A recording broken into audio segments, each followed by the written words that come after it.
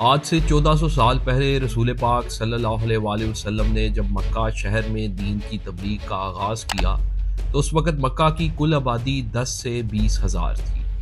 چند لوگ ایمان لائے اور وہاں سے شروع ہوا ایک ایسا سفر جس کے نتیجے میں آج دنیا میں لگ بھگ 2 ارب مسلمان موجود ہیں۔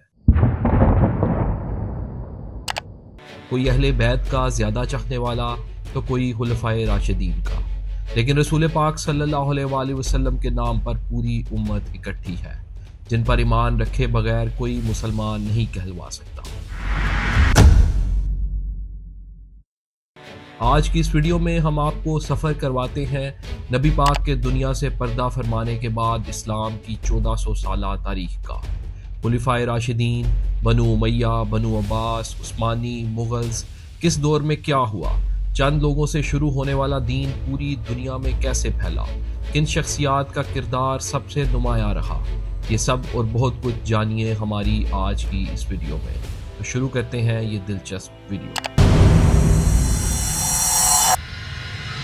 ویور، سال 632 میں جب رسول پاک صلی اللہ علیہ وآلہ وسلم اس دنیا سے پردہ فرما گئے تو اسلام کی تاریخ کا یہ ایک نہایت غمگین ترین دن تھا۔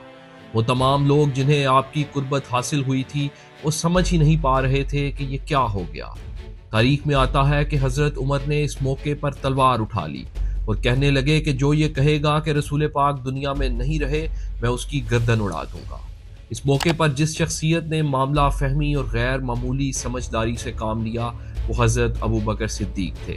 آپ آگے بڑھے اور ایسے جملے ادا کیے جو رہتی دنیا تک تاریخ کا حصہ رہیں گے۔ آپ نے فرمایا، تم میں سے جو کوئی بھی رسول پاک کی عبادت کرتا تھا وہ جان لے کہ آپ دنیا میں نہیں رہے، اور جو اللہ کی عبادت کرتا ہے وہ سن لے کہ اللہ ہمیشہ سے تھا اور اسے کوئی موت نہیں۔ اسلام پر یہ کڑا وقت تھا، مگر حضرت ابو بکر کی لیڈرشپ نے ان سب مسائل میں سے امت کو نکالا۔ کتنے ہی قبیلے ایسے تھے جنہوں نے زکوٰۃ دینے سے انکار کر دیا۔ مسیلمہ کذاب جیسے لوگوں نے خود کو نبی ڈکلیئر کر دیا اور لوگوں سے بیعت لینے لگے۔ حضرت ابو بکر صدیق نے ہر محاذ پر ایسے لوگوں کے خلاف جنگ کی، انہیں شکست دی اور پورے عرب کے مسلمانوں کو واپس اپنی کمان کے نیچے اکٹھا کیا۔ 2 ہی سال بعد آپ کی وفات ہو گئی اور پھر وہ شخص خلیفہ بنا جسے مسلمان ہی نہیں دنیا ایک بہت بڑے لیڈر کے طور پر آج تک یاد کرتی ہے، یعنی عمر فاروق رضی اللہ تعالیٰ عنہ۔ اسلام کے ابتدائی دور میں بلا شبہ حضرت عمر کا دور اسلام کا سنہرا ترین دور تھا۔ آپ نے اسلام کو عرب سے اٹھایا اور شام، فارس، مصر اور نارتھ افریقہ کی سلطنتوں کے دروازے کھٹکھٹا کر ادھر داخل کر دیا۔ ان تمام فتوحات کا ذکر کرتے ہوئے اگر حضرت خالد بن ولید کا ذکر نہ کیا جائے تو یہ ساری تاریخ بالکل نامکمل رہ جاتی ہے۔ 10 سال عمر فاروق کا دور چلا اور پھر دور آیا خلیفہ سوم یعنی حضرت عثمان رضی اللہ تعالیٰ عنہ کا۔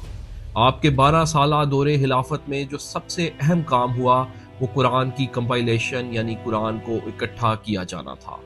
چونکہ قرآن پاک کسی پراپر کتاب کی شکل میں موجود نہیں تھا اور اسلام کے بہت زیادہ پھیلنے کی وجہ سے مسئلہ یہ ہوا تھا کہ ہر علاقے کے لوگ اپنے طریقے سے قرآن پڑھ رہے تھے، تو یہ کارنامہ حضرت عثمان کے سر جاتا ہے کہ انہوں نے قرآن کو اکٹھا کیا، جس وجہ سے آپ کو جامع القرآن بھی کہا جاتا ہے۔ مگر آپ کے اقتدار کے آخر میں آپ کے خلاف حالات عرب بھر میں بہت خراب ہو چکے تھے۔ اسلام کے کچھ تاریخ دان یہ بھی لکھتے ہیں کہ آپ نے بنو امیہ کے لوگوں کو غیر ضروری سپورٹ کیا اور شاید یہی وجہ تھی کہ فتنے اتنے بڑھ گئے کہ آپ اپنے مسلمان بھائیوں کے ہاتھوں ہی شہید ہوئے۔ یہیں سے یہ خانہ جنگی ایسی بڑی کہ حضرت علی کے دور حکومت کے 4 سال انہی مسئلوں کے حل میں چلے گئے۔ پہلے جنگ جمل جس میں حضرت عائشہ اور حضرت علی میدان جنگ میں آ گئے، اور پھر جنگ صفین جس میں امیر معاویہ کے خلاف آپ کی جنگ ہوئی۔ حالات اس حد تک خراب ہوئے کہ خارجی فتنہ بھی اٹھ کھڑا ہوا جو نہ مولا علی کے ساتھ تھا اور نہ ہی امیر معاویہ، اور انہی لوگوں کے ہاتھوں آپ کی شہادت بھی ہوئی۔ یہاں خلافت تو ختم ہو گئی مگر اسلام کی تاریخ نے ایک دلچسپ موڑ لے لیا۔ بجائے کہ حکومت اہل بیت کے پاس رہتی، یہ چلی گئی بنو امیہ یعنی امیر شام امیر معاویہ کے پاس۔ ویئرز، یہاں ہم یہ کلیئر کرتے چلیں کہ ویڈیو کا مقصد کسی کے حق میں یا مخالفت میں بات کرنا بالکل نہیں ہے، بلکہ تاریخ بتانا ہے کہ ہوا کیا تھا۔ غلط اور صحیح کا فیصلہ کرنا علماء اکرام کا کام ہے۔ مگر اس چیز کا حق ہر انسان کو ہے کہ وہ اس چیز کی سمجھ رکھے کہ حالات کیا تھے اور کیا ہوا تھا۔ ویورز، اگر ہم بات کریں بنو امیہ کے 90 سالہ دور حکومت کی، تو جہاں یہ دور بہت ساری کنٹروورسیز سے بھرا رہا، وہاں یہ بھی حقیقت ہے کہ اس دور میں اسلام کی بہت زیادہ ایکسپینشن ہوئی۔ امیر معاویہ سے لاکھ اختلاف رکھیں، مگر یہ ماننے والی بات ہے کہ وہ سیاست کو بہت اچھا سمجھتے تھے۔ وہ ابو سفیان کے بیٹے تھے اور سیاست کرنا ان کے خون میں تھی۔ 19 سال وہ تخت پر بیٹھے رہے اور اس دوران شمالی افریقہ، مصر، اسپین تک اسلامی حکومت پھیل گئی، اور بعد میں آپ ہی کی آل اولاد، جن میں کچھ مشہور نام عبد الملک بن مروان، ولید اور حضرت عمر بن عبد العزیز ہیں، ان سب کا دور اسلام کے لیے قابل ذکر وقت تھا، جب اسلام عرب اور یورپ سے بھی نکل کر دریائے سندھ کی دھرتی یعنی ہندوستان آن پہنچا۔ لیکن جہاں اسلام پھیلا، وہیں بنو امیہ کے دور میں ایسے واقعات بھی ہوئے جو اسلام میں شدید تقسیم کا باعث بنے، جیسے کہ کربلا، جہاں رسول پاک صلی اللہ علیہ وآلہ وسلم کی آل اولاد کو سر عام شہید کیا گیا۔ یہ کام صرف کربلا پر ہی نہیں رکا، بلکہ اس کے بعد بھی سادات کے ساتھ عرب دنیا میں بہت ظلم ہوا، جس کی وجہ سے بہت سے لوگ ہجرت بھی کر گئے۔ ویورز، اسلام کی تاریخ کا اگلا موڑ وہ ہے جب بنو عباس کا آغاز ہوتا ہے۔ یہ سلسلہ سال 750 میں شروع ہوا، جب بنو امیہ کی حکومت لوگوں کی بے چینی اور نفرت کا نشانہ بن چکی تھی۔ لوگوں کو شکایت تھی کہ امیہ خلافت نے صرف عرب ایلیٹس کو فائدہ پہنچایا اور غیر عرب مسلمانوں، خاص کر فارسی قوم کو نظر انداز کیا۔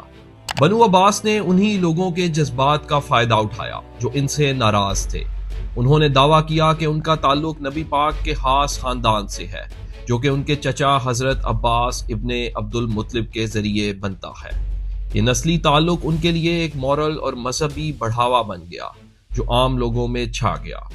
750 میں ابو مسلم خراسانی کی قیادت میں انقلاب شروع ہوا اور انہوں نے فارسی قوم کے ساتھ مل کر بنو امیہ کی خلافت کا تختہ الٹ دیا، اور آخر کار مروان، جو آخری امید خلیفہ تھا، اس کو جنگ زیب میں شکست ہوئی، اور اس طرح ابو العباس الصفا عباسی خلافت کے پہلے خلیفہ بن گئے۔ ویورز، بنو عباس کی حکومت لگ بھگ 508 سال چلی۔ 1258 میں منگولوں کے وحشیانہ حملوں نے جب بغداد کو لہو لہو کیا تو بنو عباس بھی اسی کے ساتھ ختم ہو گئے۔ یہ 500 سال اسلام کی تاریخ میں گولڈن ایج کی حیثیت رکھتے ہیں۔ اس دور میں جو ترقی مسلم دنیا میں ہوئی، شاید وہ اس سے پہلے اور بعد میں آج تک نہیں ہو سکی۔ بڑے بڑے فلسفی، سائنسدان، مورخ اور تاریخ دان اسی دور میں پیدا ہوئے، اور یہ وہ سب لوگ ہیں جنہیں آج تک دنیا سائنس یاد کرتی ہے۔ بنو عباس دور کے چند بڑے کارنامے یہ ہیں: بغداد کو علم اور تحقیق کا مرکز بنایا گیا، گریک، پرشین اور انڈین سائنس اور فلسفی کے کام کو عربک میں ترجمہ کیا گیا۔ اس دور کے مشہور لوگوں میں الخوارزمی اور ابن سینا جیسے لوگ شامل ہیں۔ بنو عباس نے بغداد کو اپنی راجدھانی بنایا اور اسے دنیا کا سب سے ترقی یافتہ شہر بنا دیا۔ یہ شہر نہ صرف مسلمان بلکہ ساری دنیا کا علمی اور تجارتی مرکز بن گیا۔ عباسیوں نے غیر مسلمانوں کے لیے بھی ماڈریٹ پالیسیز اپنائی۔ یہ بھی ان کا ایک ضروری پہلو ہے جو دنیا میں بہت مشہور ہوا۔ جہاں اتنی ترقی ہو رہی تھی، وہاں کچھ مسائل بھی اٹھ کھڑے ہوئے، جیسے کہ سنی شیعہ کانفلکٹس عباسی دور میں اپنی انتہا کو پہنچ چکے تھے۔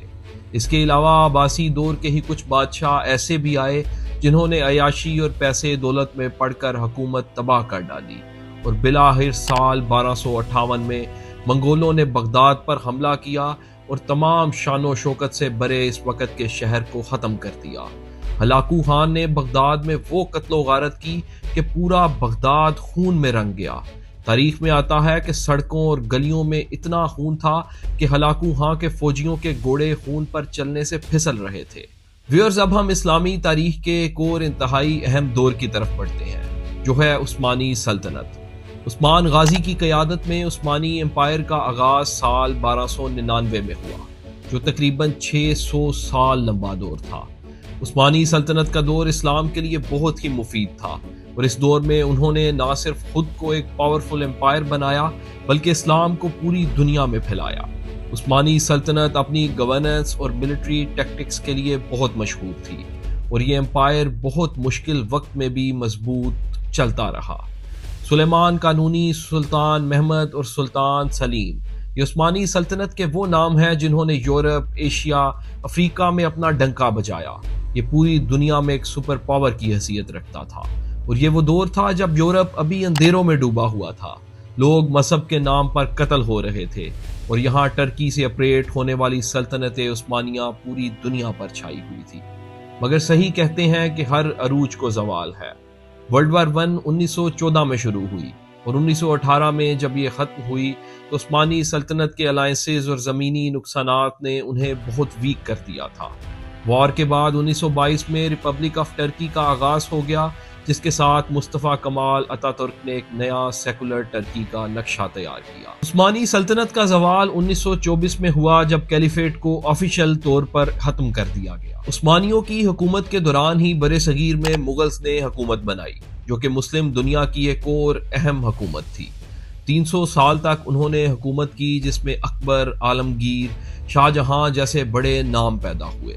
اوورآل مغل دور مذہبی رواداری اور فنون لطیفہ سے اپنی محبت کے لیے مشہور رہا، مگر 1857 میں ہونے والی جنگ آزادی نے انہیں بھی ختم کر دیا، اور انگریزوں نے باضابطہ طور پر برِ صغیر پر قبضہ کر لیا۔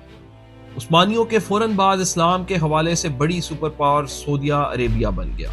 حجاز اور مقامات مقدسہ ورلڈ وار 1 کے بعد عثمانیوں سے چھن کر ابن سعود کی آل اولاد کے پاس آ چکے تھے۔